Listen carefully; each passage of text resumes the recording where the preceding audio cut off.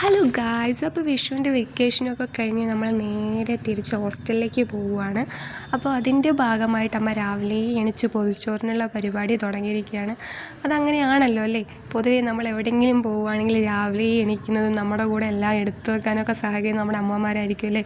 നമ്മൾ ഇറങ്ങുന്നതിൻ്റെ അല്ലെങ്കിൽ ഇറങ്ങിയ വാതിൽപ്പടീൻ്റെ അടുത്തൊന്നും എന്തെങ്കിലും എടുത്തോ, ഇനി എന്തെങ്കിലും എടുക്കാനുണ്ടോ, മറന്നോ, അതേപോലെ ബസ് കയറുമ്പോഴും എല്ലാം എടുത്തോ മറന്നോ, ഈ ചോദ്യം സ്ഥിരമാണല്ലേ. അങ്ങനെ നമ്മൾ ഇവിടുന്ന് വയനാട്ടിൽ നിന്ന് നേരെ ഹാസൻ വരെയുള്ള ഒരു യാത്രയാണ്.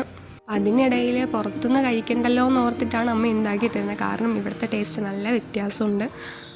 അപ്പം നമുക്കെപ്പോഴും നമ്മുടെ നാട്ടിലെ ടേസ്റ്റാണല്ലോ ഇഷ്ടം.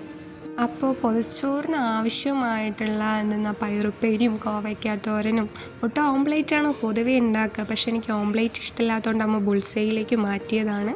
അപ്പോൾ മാങ്ങാ ചമ്മന്തി ഇടുന്നുണ്ട്. എല്ലാം ഇട്ടിട്ട് നല്ല സെറ്റാക്കി എടുക്കുകയാണ് കേട്ടോ.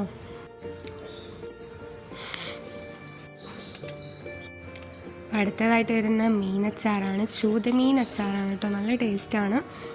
പിന്നെ മാങ്ങാച്ചാറ് കോമാങ്ങയാണ് കേട്ടോ.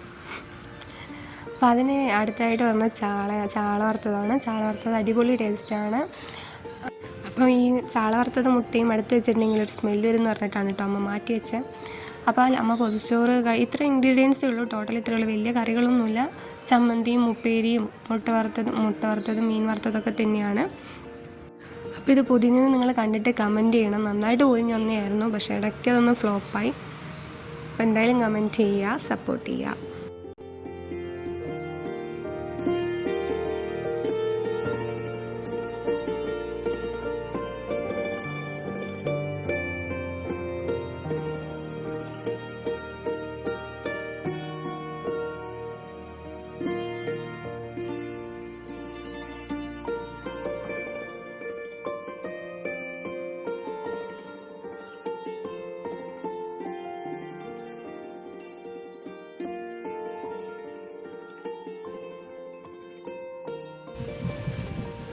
അപ്പോൾ നമ്മൾ നേരെ ട്രെയിനിലെത്തിയിരിക്കുകയാണ്. ഇനി മൈസൂരിൽ നിന്ന് ഹാസനിലേക്കാണ് ഒരു യാത്ര. അപ്പോൾ ഈ അഴിക്കുന്ന ധൃതി കണ്ടിട്ട് നോക്കണ്ട, വേറൊന്നുമല്ല, സമയം 1:30 കഴിഞ്ഞിരിക്കുന്നുണ്ട്. അപ്പോൾ നല്ല വിശപ്പുണ്ട്. അപ്പം അമ്മ നോക്കുമ്പോൾ അമ്മ 2 പേപ്പറിലൊക്കെ പോകുന്നില്ല. അപ്പോൾ ഞാൻ പറഞ്ഞല്ലോ എന്നെ ചെറുതായിട്ടൊന്ന് കയറിയിട്ടുണ്ടെന്ന്. അതുകൊണ്ട് തന്നെ അമ്മ ലീക്കാവണ്ടെന്ന് ഓർത്തിട്ട് 2 പേപ്പറിലൊക്കെ പോയി തന്നിരിക്കുകയാണ്.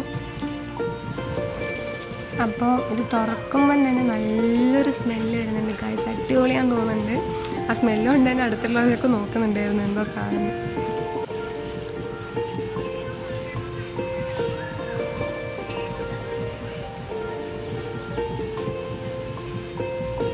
ഇപ്പോൾ രാവിലെ എണീച്ചുള്ള അമ്മയുടെ കഷ്ടപ്പാടിന് പറഞ്ഞറിയിക്കാൻ പറ്റാത്ത അത്രയും സ്വാദുണ്ട്. അപ്പോൾ എന്തായാലും നിങ്ങൾക്ക് ചാനൽ ഇഷ്ടപ്പെടുന്നുണ്ടെങ്കിൽ നിങ്ങൾ സപ്പോർട്ട് ചെയ്യുക, സബ്സ്ക്രൈബ് ചെയ്യുക. Thank you guys.